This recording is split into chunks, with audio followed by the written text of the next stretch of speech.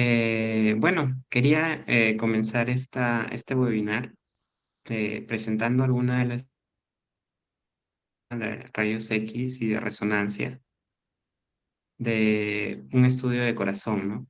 Para que más o menos podamos, de primera impresión, verificar qué tipo de información nos dan cada una de estas modalidades y por qué es importante estas modalidades para el diagnóstico.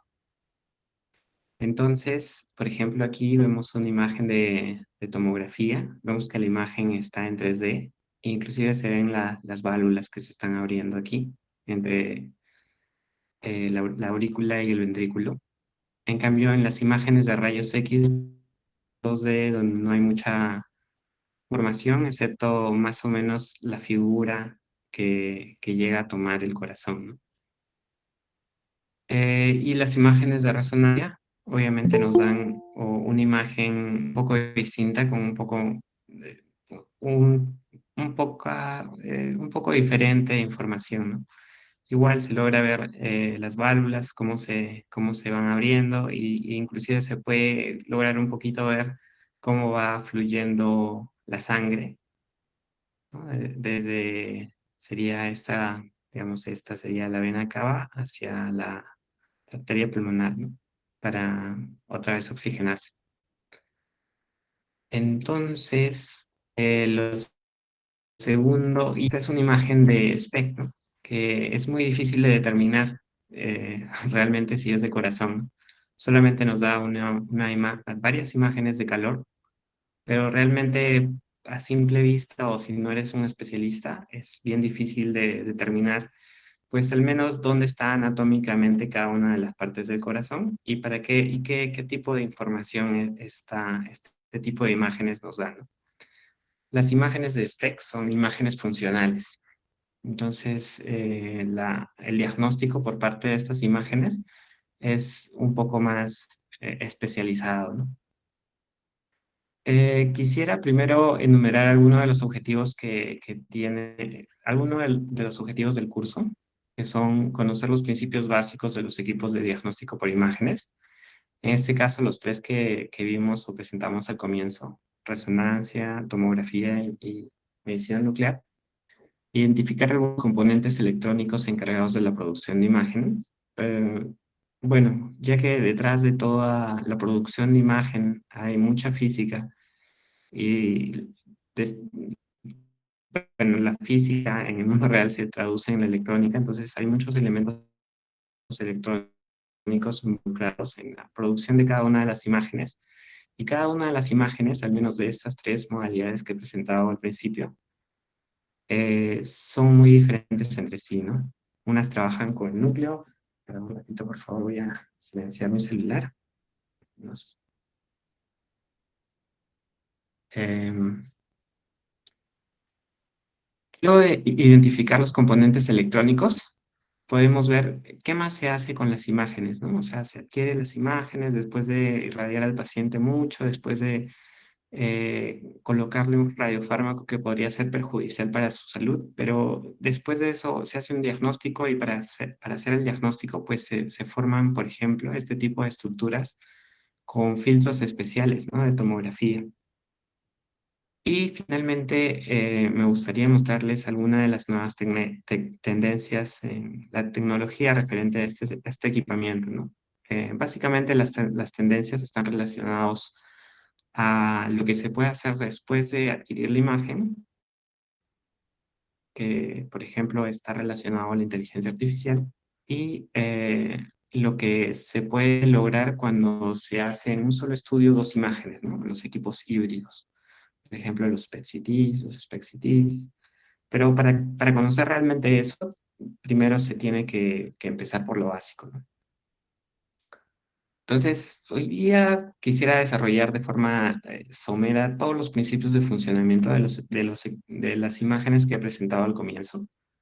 En ese sentido, primero quisiera definir qué es una imagen médica. Como ustedes han visto, una imagen médica pues nos permite obtener información de la estructura interna del cuerpo humano, ¿no? Sin necesidad de abrirlo. Las imágenes se pueden obtener por rayos X. por tomografía, que son imágenes en 3 dimensiones, por resonancia magnética, que ya no trabaja, por ejemplo, físicamente, no trabaja con los electrones que están fuera en la capa del átomo, sino con los protones.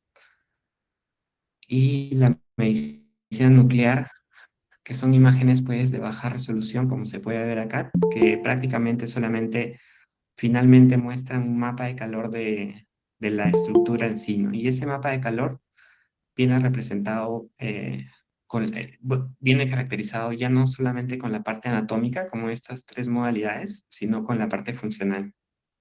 Además tenemos imágenes híbridas, donde se puede reconocer mucho, con mayor precisión la lesión, ¿no? Vemos que acá esta es una imagen de muy baja resolución, casi se notan los píxeles, pero aquí, unido con la tomografía, se puede localizar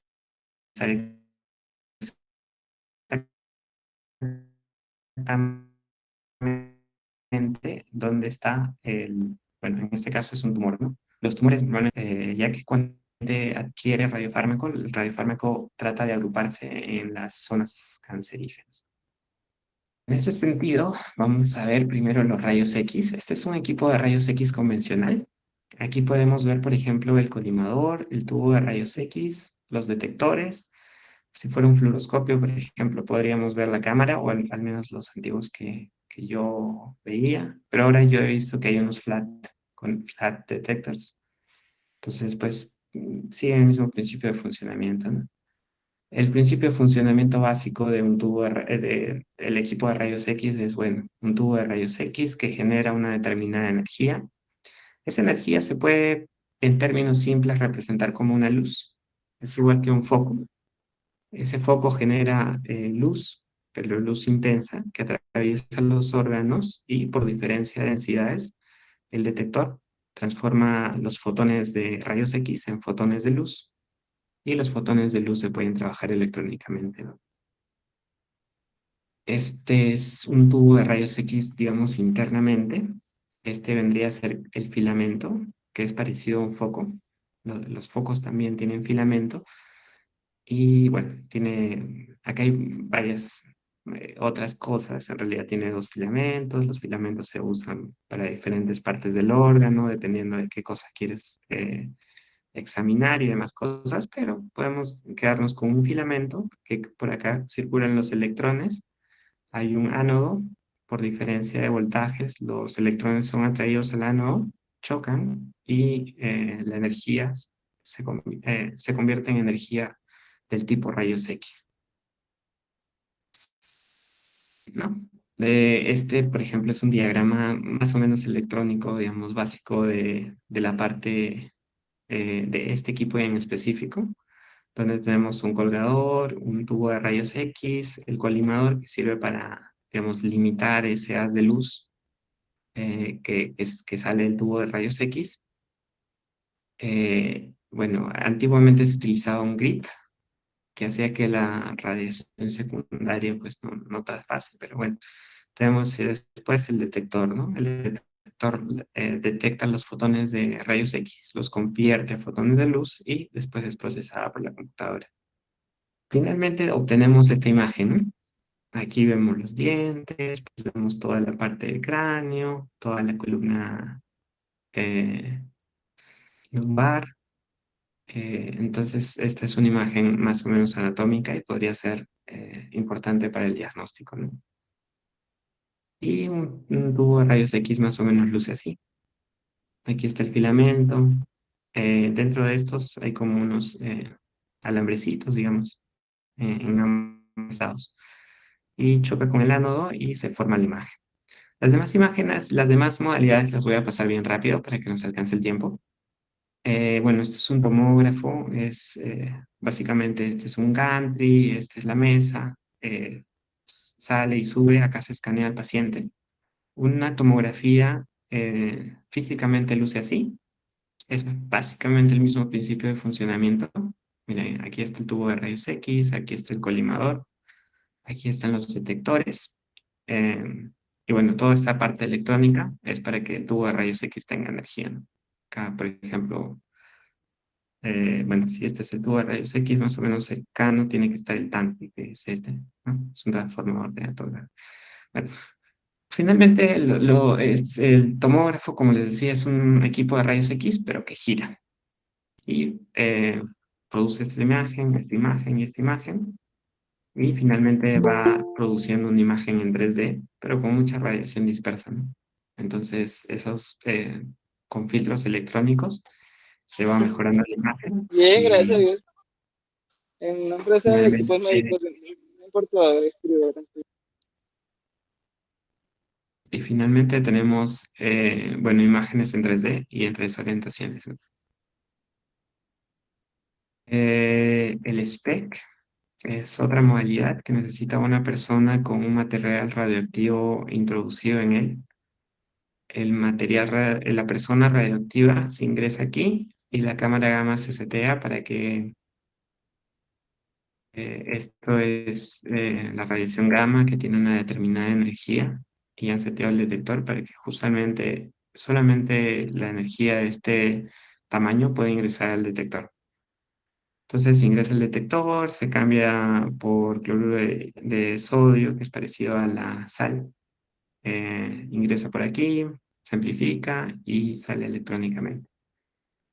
Y después impacta en un fototubo, pero no sabes cuál. Entonces, por probabilidad, más o menos intuyes de que se ha caído más o menos en el 11. Entonces, el- bueno, aquí ha caído más o menos en el 30, ¿no? 30, casi la mitad. Y bueno, eh, todos los demás valores salen en forma proporcional. Después hay la, digamos, la esperanza, no sé si están bueno, familiarizados, pero esperanza de que caiga en cada fototubo y se forme un mapa de calor. Y nos da una imagen funcional así, bien feita, ¿no? Pero si esta imagen funcional la fusionamos con una imagen de tomografía, entonces sale una imagen funcional que es más bonita, ¿no? Y que tiene obviamente mucho más información. Físicamente los PET-CTs, bueno, este es un PET-CT, esta es la parte del PET, ¿no? Aquí se ven todos los fototubos, digamos, y esta es la parte del CT, la parte del tubo de rayos X y demás cosas. Entonces le hacen el CT y después le hacen el PET. Bueno, esta es la resonancia. Para la resonancia necesitamos un paciente completamente pues, desnudo, de preferencia, porque este trabaja con el núcleo. Básicamente, cuando nosotros entramos a un resonador, que es un equipo que produce alto campo magnético, todos nuestros espines se comportan de tal forma que los espines se alinean en una dirección de norte a sur. Los espines son los protones que están dentro de los átomos. Esos protones tienen un movimiento que se llama precesión. Y cuando no hay un campo magnético, nuestro momento de precesión es cero. Pero cuando hay un campo magnético, tenemos un momento resultante M0. Entonces tenemos un momento resultante, pero que no está fijo, está moviéndose. Entonces este se mueve de acuerdo a la fuerza del campo. Entonces electrónicamente nosotros producimos un pulso de radiofrecuencia de tal manera que hacemos girar este momento, y al hacerlo girar por inercia va a tratar de subir nuevamente, y la señal liberada es la señal de resonancia. Básicamente es como un bueno, puse esta imagen porque para producir ese campo magnético tan grande necesitamos hacer circular 500 amperios sobre todo esto. Acá hay 500 amperios. Como ustedes saben, en un cable, si hacemos circular corriente en un cable, a medida que va circulando el cable por su resistencia, la corriente va disminuyendo. Entonces eso no queremos que suceda. Entonces, este utiliza unos cables especiales que son cables superconductores, y que, bueno, todo esto está rodeado de cables superconductores, y para que sea un material superconductor necesita funcionar con helio líquido.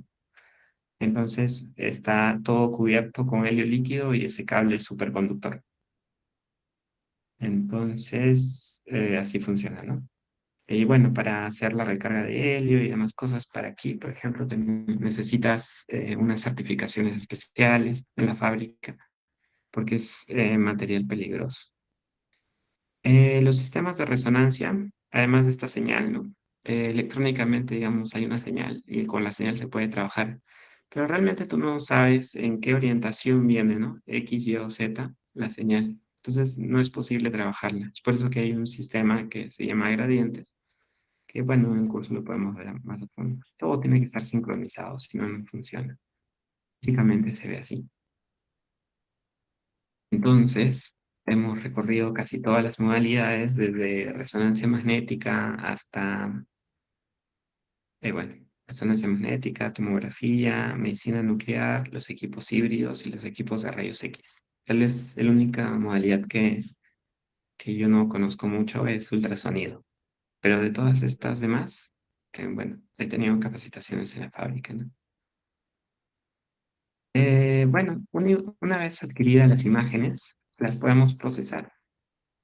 Sabemos que, bueno, aquí está el equipo médico, podemos agarrar esa imagen y esa imagen está formada en realidad por cuadraditos, ¿no? Que se llaman píxeles. Y esa imagen en píxeles puede ser transformada en una matriz, como se puede ver aquí. Y esta matriz, pues, podemos sumarla, restarla, multiplicarla y hacerle muchas operaciones, ¿no? Sabiendo eso, podemos, por ejemplo, agarrar una imagen, hacerle, sumar todos estos píxeles, ¿no? Y hacer un histograma, por ejemplo. O voltearla y sumar todos estos píxeles y hacerle un histograma. O decir que los píxeles mayores a 120 se van a volver negros y los píxeles menores se van a volver blancos. Con eso podemos localizar los pulmones, por ejemplo. Eh, Podemos también ver qué tanto aporta acá. Podemos convertir estos píxeles, que son 255, podemos convertirlos a binario y ver el aporte de cada uno de los bits en los píxeles. Entonces podemos hacer muchas operaciones, pero la principal operación que se puede hacer es la convolución. La convolución, igual que las otras operaciones que les mencionaba de sumar, restar y multiplicar, es una operación de multiplicación también, pero en tiempo discreto se puede ver como si este fuera una imagen y este fuera otra función, si este fuera un FDN y este fuera un GDN. Entonces, por la fórmula, tenemos que recorrer el GDN en FDN. Entonces, aquí está el GDN, lo he puesto encima y lo multiplico. Luego de multiplicarlo, me sale este número 78. Después paso, ¿no? Y lo multiplico. Luego de multiplicar esto por esto, me sale 87. Y así multiplico todos y me sale una nueva imagen. ¿Y esa imagen es mejor, buena? Pues sí, ¿no? Por ejemplo, aquí tenemos una imagen completamente ruidosa. Le hemos pasado un kernel, un filtro gaussiano y la imagen se ha suavizado y ya no se nota este ruido de sal y pimienta. Eso es cómo se trabaja. Y bueno, algunas de las cosas que, por ejemplo, se implementan, además de las mejoras en software de hardware que les estaba comentando, referente a fusionar los equipos médicos de resonancia magnética, de emisión nuclear, de CT o de PET, o hacer resonadores de mucho más reciclaje, o actualmente hacer resonadores que utilicen 1 litro de helio. Eso es una mejora increíble, ¿no? Porque antes utilizaban 1300 o bueno, siguen utilizando aquí, no hay ninguno de uno. Este, También hay mejoras en el lado de software, ¿no? Y esas mejoras se refieren a que una vez adquirida yo la imagen, ¿qué más puedo hacer con la imagen? O tal vez una vez adquirida la imagen, pero en raw data, ¿cómo puedo hacer un mejor filtrado con un menor tiempo de adquisición? Pues lo puedo hacer con algoritmos de inteligencia artificial, con algoritmos de, bueno, ahora más que todo con algoritmos de deep learning. Nosotros, por ejemplo, tenemos una aplicación ahí en Siemens, que es pública, por eso la puse, que utiliza la segmentación. Por ejemplo, este es un pulmón Y este pulmón está segmentado en, como pueden ver, bueno, normalmente son 5 áreas, como se ve aquí. Uno, dos, tres, cuatro, cinco. Y digamos, tú le das la imagen de tomografía y el software automáticamente te da esta segmentación. Y esta segmentación, pues, es muy buena para el doctor porque ya tiene datos eh, calculados por la computadora, no subjetivos. O sea, te puede decir, por ejemplo, cuán comprometido está tu pulmón es, sin necesidad de ver la tomografía, ¿no? Y acá más con ayudas muy gráficas, ¿no? Por ejemplo, aquí, bueno, yo no soy especialista ni nada, pero obviamente se nota en esta parte del pulmón que hay bastante vidrio esmerilado.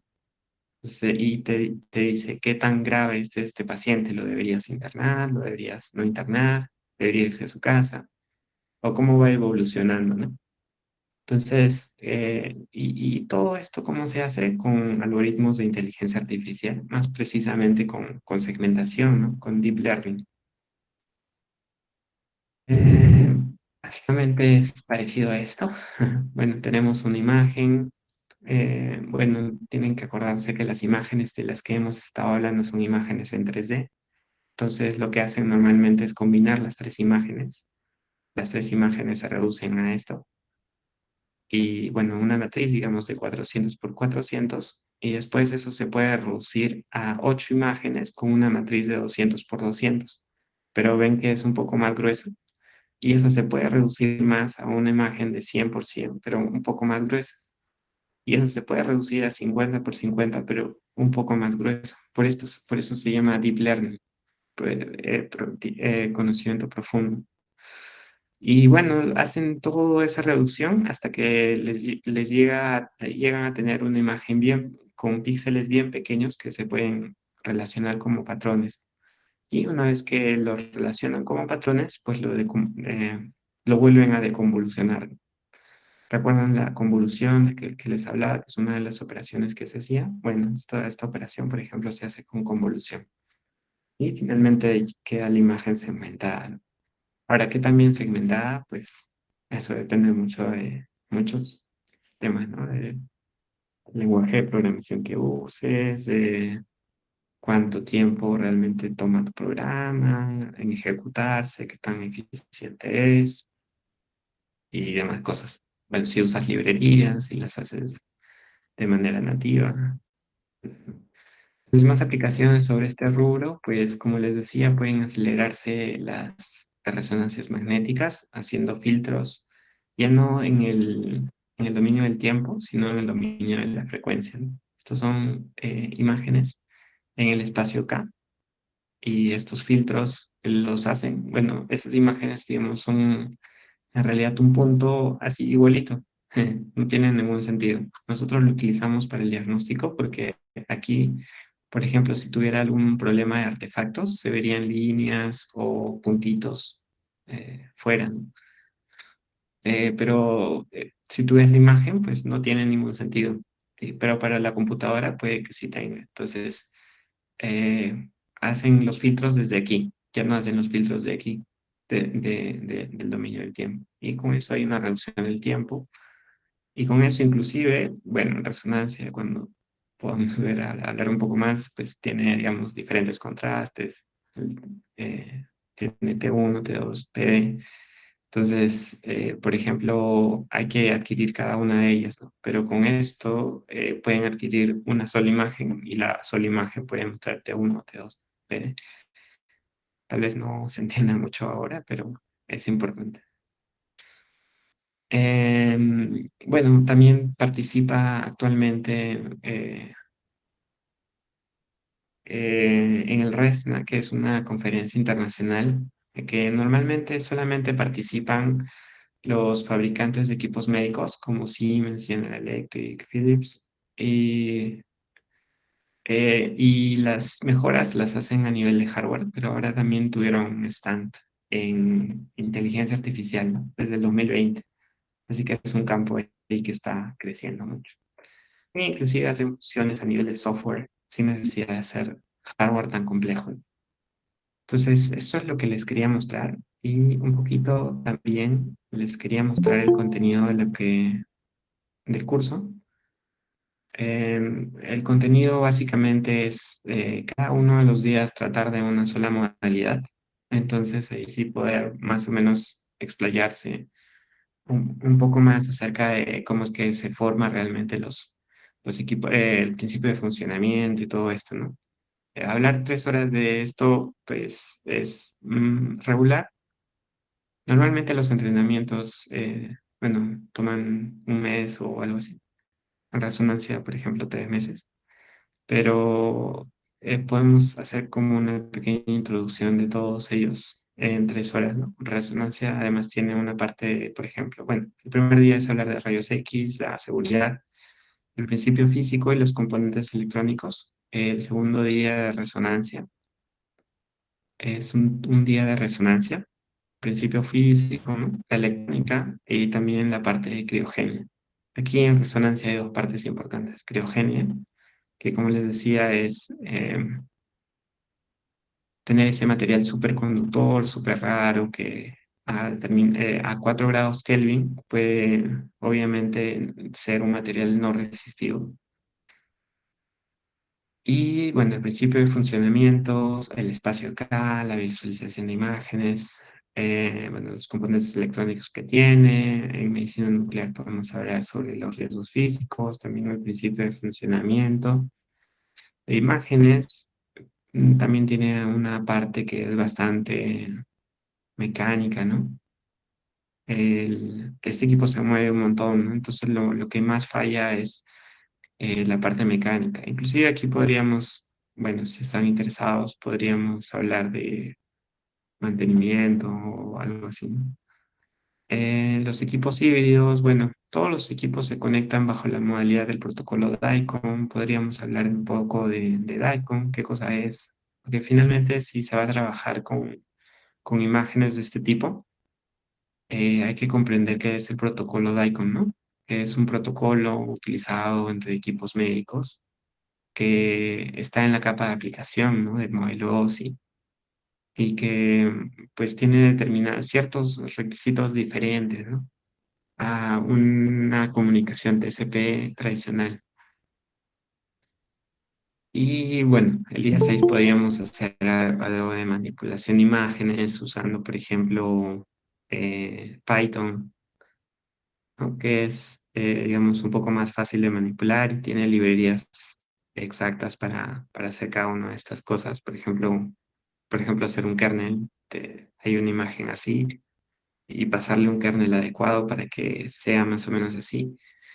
Y bueno, bajo los kernel también hay como muchísima matemática, ¿no? Esto es, digamos, algo muy, muy práctico, pero realmente hay mucha matemática.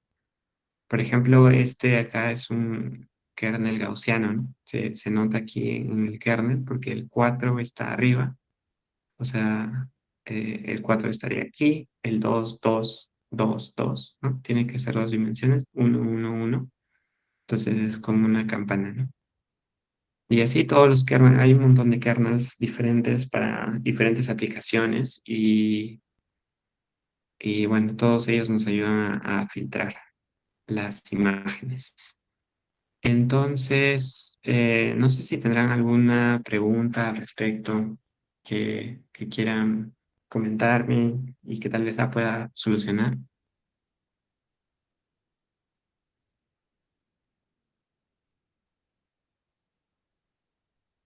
Porque sí, fui un poco muy rápido, pero no había calculado bien el tiempo. Disculpe, buenas noches, magíster. Yo tenía una duda. ¿Qué tal? ¿Cómo está? Sí, Buenas noches. Es con respecto a los equipos híbridos. Digamos, bueno, usted dijo que son una combinación entre tomografías, rayos X o incluso lo que era medicina nuclear. En cuanto a su seguridad, ¿se llegan, digamos, a implementar nuevos protocolos o se siguen básicamente los primarios de cada uno de estos tipos de generación de imagen? Eh, sí, en realidad, por ejemplo, bueno, aquí en Lima hay, o bueno, yo veo dos Spec Cities, que son dos equipos híbridos, digamos. Este de acá es un equipo híbrido, por ejemplo. El próximo mes vamos a instalar uno. Este es un PET y este es un CT. Básicamente, cuando nosotros damos servicio, bueno, puede fallar la parte del PET y la parte del CT, pero digamos, son independientes, ¿no? Obviamente hay que tener mayor seguridad, ¿no? En cuanto, por ejemplo, a la infraestructura que tienen que usar, es diferente, ¿no? Porque el PET utiliza material radioactivo de tipo flúor, dependiendo de qué cosa, qué estudios vayan a hacer en realidad. Pero bueno, utiliza flúor comúnmente y el flúor necesitan una pared baritinada, ¿no? Igual, dependiendo de cuántos cortes tengan y la potencia del tubo de rayos X, utiliza también un grosor determinado en la pared. No sé si te refieres a eso. Y bueno, obviamente al ser un equipo híbrido pesa mucho más, ¿no? Entonces hay que hacer un refuerzo, digamos, en la parte del piso para que todo esto aguante. Más o menos estamos hablando de 4 toneladas a 6 toneladas, dependiendo de la configuración del equipo. Eh, los protocolos que te referías, no sé cuál es tu nombre, disculpa, eh, no sé si contesté Magíster, soy William. William. Sí, no sé si a eso te referías o alguna información un poco más específica. No, justamente eso. Ahora entiendo de que en sí, para la seguridad es dependiendo, digamos, del uso que se le va a dar al equipo, ya que al ser una combinación, también la misma tiene que tener especificaciones, ¿no? Sí, está bien, gracias. Ah, bueno, sí. Sí, o sea, obviamente el personal también que trabaja ahí no es el mismo que maneja un PET o un CT, ¿no? Normalmente las personas que manejan el PET son las que posiblemente trabajen aquí porque el CT es, digamos, un poco más fácil de manejar. Pero en cuanto a seguridad en medicina nuclear, pues hay un montón que hablar, ¿no? Por ejemplo, existen riesgos del tipo biológico, ¿no? Siempre que se ingresa a una sala de medicina nuclear o en realidad a cualquier sala, siempre existen rastros de sangre y demás. Pero además, como se manipula material radioactivo, el material radioactivo es parecido, digamos, al COVID, ¿no? Tienen que usar siempre guantes para hacer la manipulación. Porque si ustedes, bueno, si el personal tecnólogo no utiliza guantes, el material radioactivo se queda en la mano. Y a pesar que ustedes se laven con agua, con jabón, o lo que fuese, el material radioactivo pues tiene un tiempo de vida. Por ejemplo, bueno, lo que usualmente el material radioactivo pues menos dañino se llama tecnecio 99 y ese tiene un tiempo de vida de 6 horas. ¿Qué quiere decir? Si ustedes manipulan, por ejemplo, 30 micras de tecnecio radioactivo, sin guantes, después se lavan la mano y todo, tienen 30 micras siempre irradiando. Después de 6 horas van a tener 15 micras, después de 6 horas van a tener 7,5 micras y así en algún momento pues van a tener cero. Pero en todo ese tiempo, cualquier cosa que comen, cualquier cosa, o el estar en contacto con otras personas, obviamente están irradiando radiación y eso es pues dañino, ¿no? Entonces, las personas que, por ejemplo, trabajan en medicina nuclear, pues tienen mucho cuidado con esa manipulación, porque justamente saben todo esto, ¿no? Sí. No sé si tuvieron alguna otra consulta. Ingeniero, buenas noches. Una consulta con referente al desarrollo del curso de manera síncrona. Nosotros vamos a tener un aula virtual para poder llevar el curso o los videos no van a ser enviados al correo. ¿Podría aclararme un poco? Es- sí, me parece que van a tener un aula virtual, ¿verdad? No sé si me pueden confirmar. Ok, por favor, Carolina.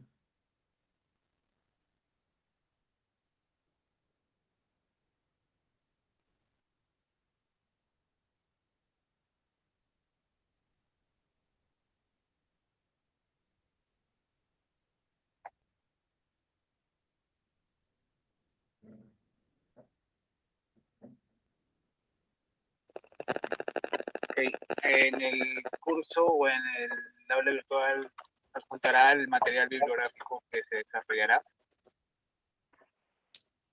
Eh, sí, claro.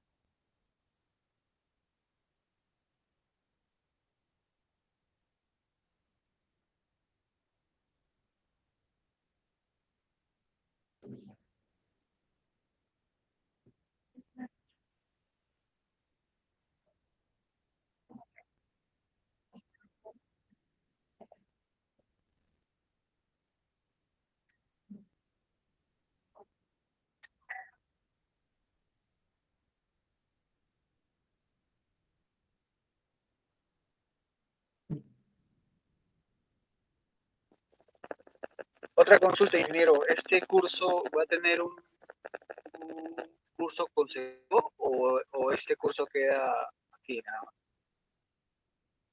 más? Un curso consecutivo. Bueno, no lo sé. Bueno, claro, la idea sería que sea un curso consecutivo un poco más profundo.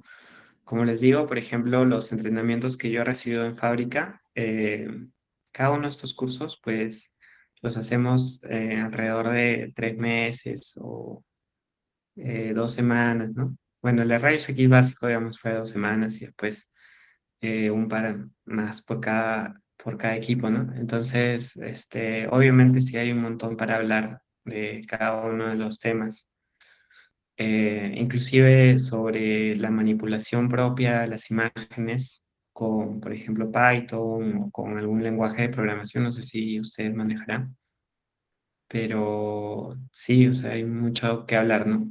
Momentáneamente no se ha conversado nada, pero bueno, sí hay mucho material, digamos.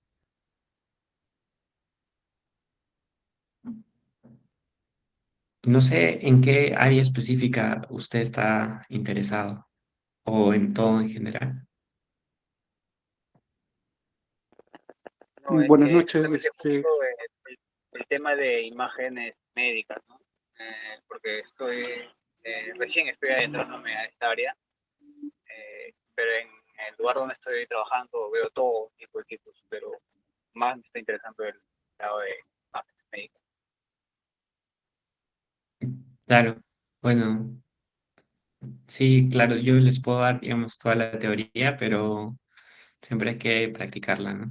Hay que arreglar algo. Eh, yo te recomendaría empezar por lo básico, ¿no? Siempre por rayos X es lo básico. O sea, no digamos, lo más pequeño y no tan costoso, pero no es tan fácil de arreglarlo, pero bueno, sí es lo que genera imágenes en 2D, ¿no? En ese sentido es básico.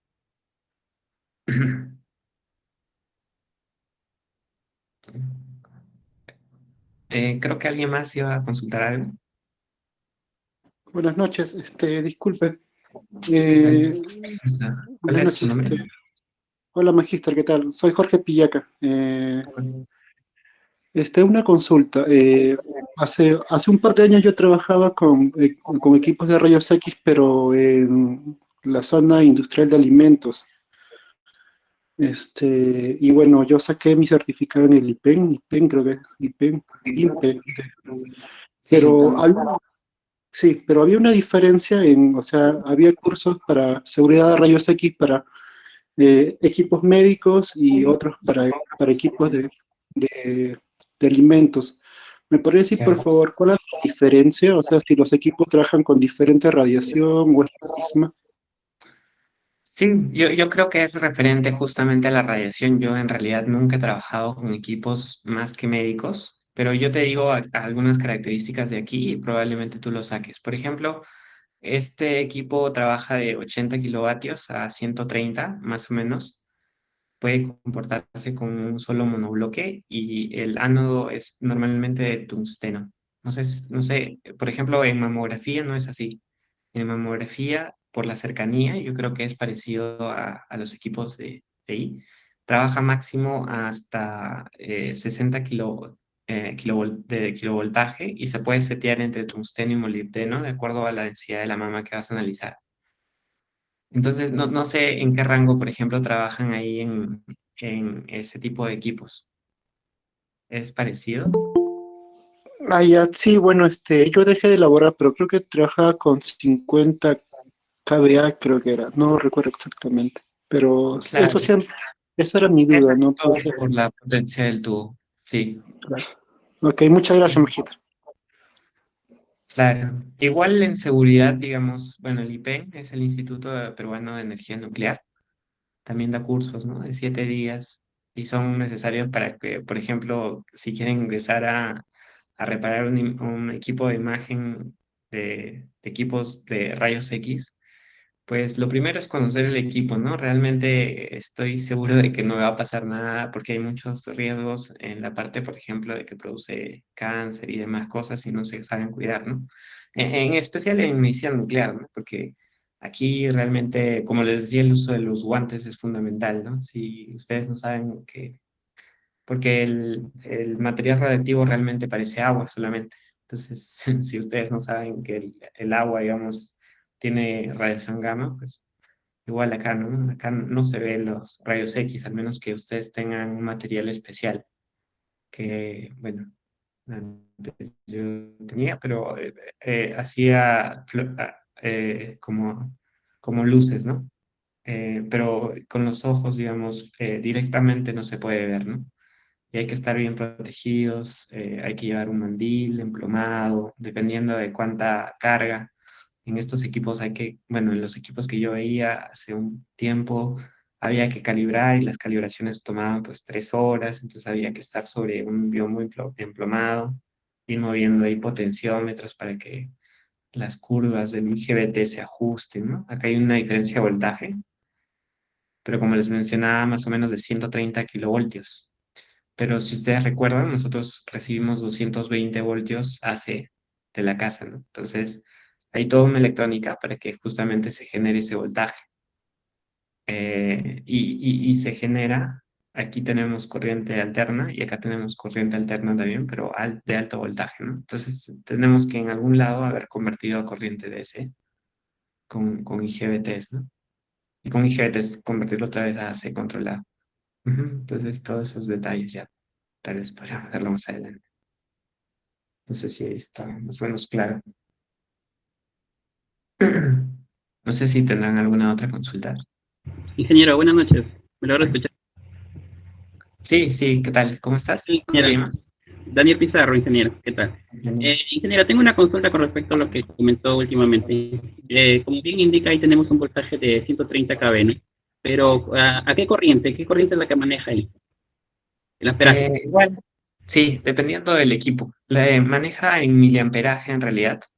Dependiendo del equipo, puede llevar hasta 250 miliamperios. Estos equipos, por ejemplo, convencionales, normalmente llegan hasta 250 miliamperios. Aquí justamente, ¿no?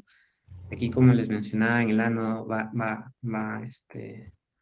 aquí, 250 miliamperios, 250 miliamperios.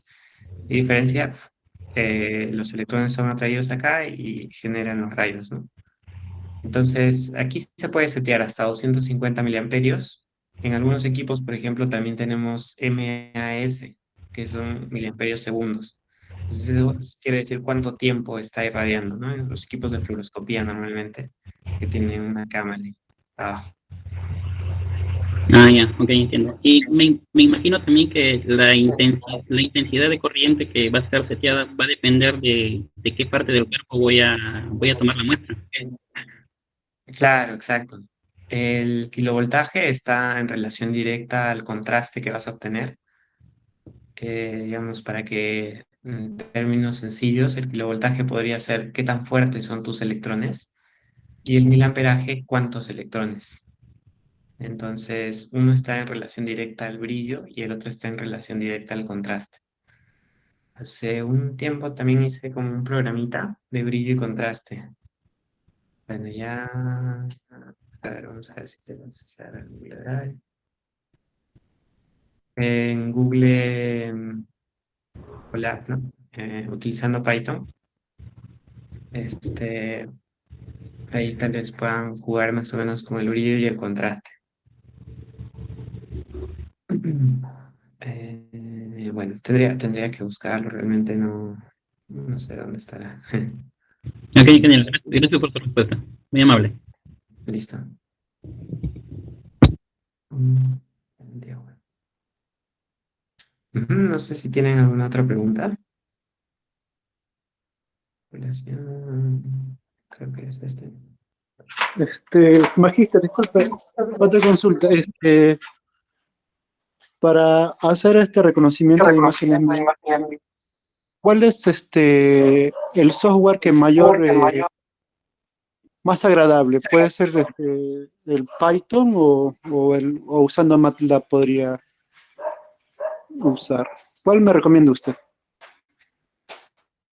Bueno, realmente, si estás comenzando, seguramente MATLAB o Python. Cualquiera de ellos es muy amigable.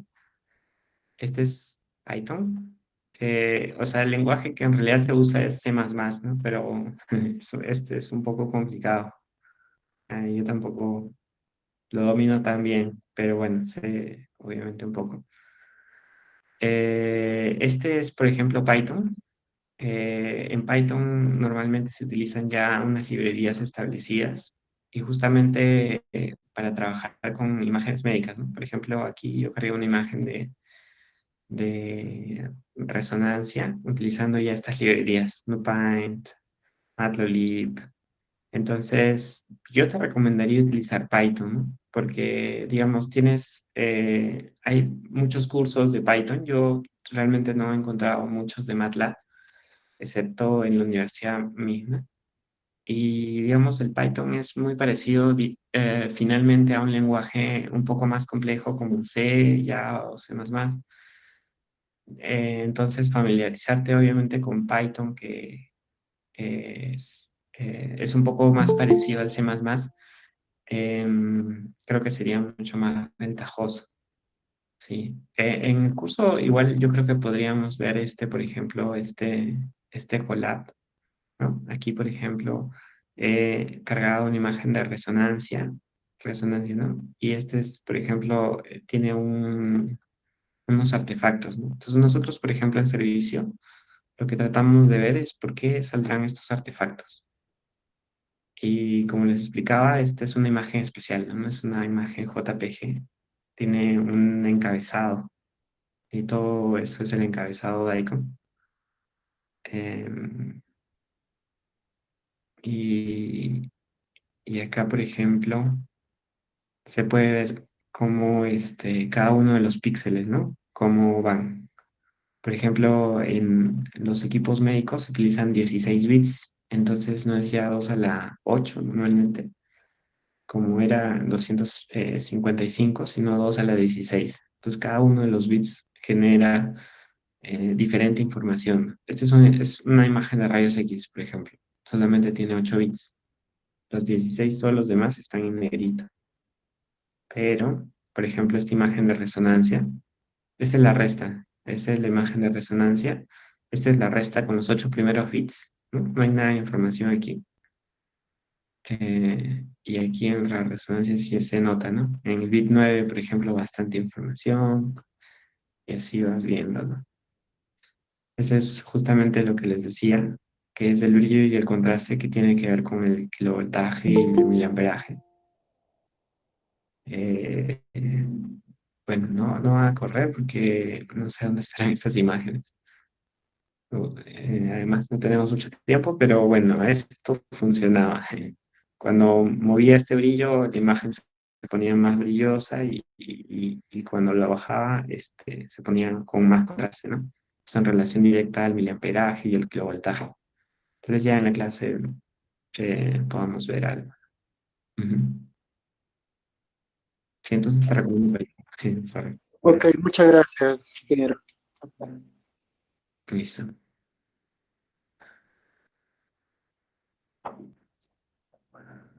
No sé si tienen otra pregunta. Ingeniero, disculpe, como me conecté el último, quizás me he perdido de algo, de alguna información, quizás va a haber algún curso referido a ello, quizás. Sí, hay un curso que va a comenzar la próxima semana, el 14 de agosto. justo les mostraba que este era el sílabus. Era principalmente tomar o hacer una introducción a todos los equipos de rayos X, de resonancia magnética, medicina nuclear, equipos híbridos y manipulación de imágenes. Y justamente la charla he tratado de más o menos darles un overview de todas las modalidades, ¿no? Sí, básicamente ha sido eso. Y creo que para más información te tienes que contactar con Carolina. Carolina, no sé si todavía estás ahí.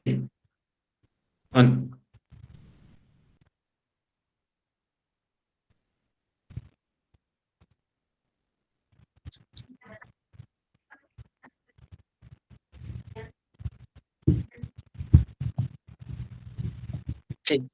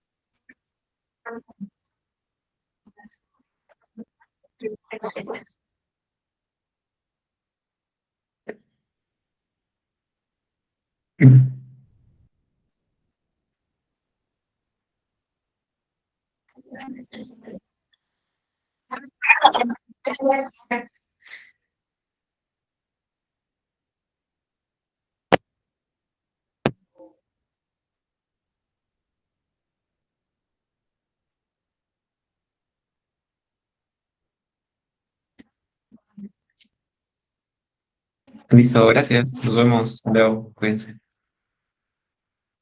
Muy amable, gracias. Buenas noches, hasta luego. Muchas Hasta luego. gracias. Gracias a Nos usted, vemos. Magister, por la información. Buenas noches, gracias. Muchas gracias, buenas noches. Gracias. Saludos desde Colombia. Gracias. Gracias, Gracias. profesor. Saludos desde Chile.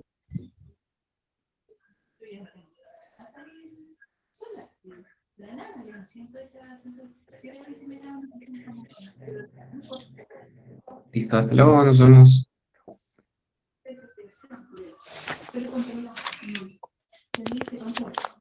Yo moviéndome, haciendo cosas, yo no tengo control. Soy de la que tengo que hacer cosas. No me puedo quedar ahí sentada sin